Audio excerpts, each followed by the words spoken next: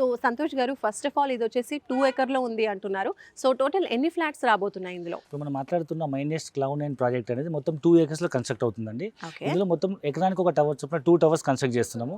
So మన వెనకాల కనిపిస్తున్న 2 towers ఉన్నాయి కదా, ఒకటి లెఫ్ట్ సైడ్ ఉంది A టవర్, నా రైట్ సైడ్ ఉంది B టవర్ అనమాట. సో A టవర్ లో మనం ఒక ఫ్లోర్ లో 10 units వస్తున్నాయి ఇంటూ 10 floors. సో మొత్తం 100 units. ఇటు సైడ్ ఉన్న టవర్ లో B టవర్ లో అరౌండ్ ఒక ఫ్లోర్కి 12 units వస్తున్నాయి ఇంటూ 10 floors 120 units, మొత్తం 220 units ప్రాజెక్ట్ ఇది.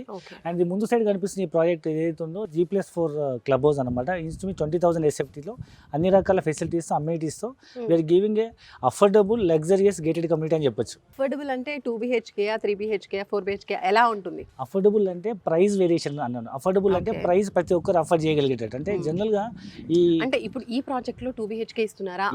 అవునండి, 2 BHK ఫ్లాట్స్ ఉన్నాయి, 3 BHK ఫ్లాట్స్ ఉన్నాయి.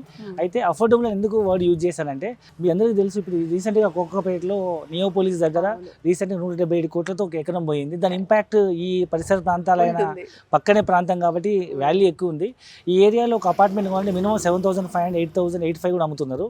వేరీస్ మనం ఇక్కడ అమ్ముతున్న ప్రైస్ 6,500 అండి.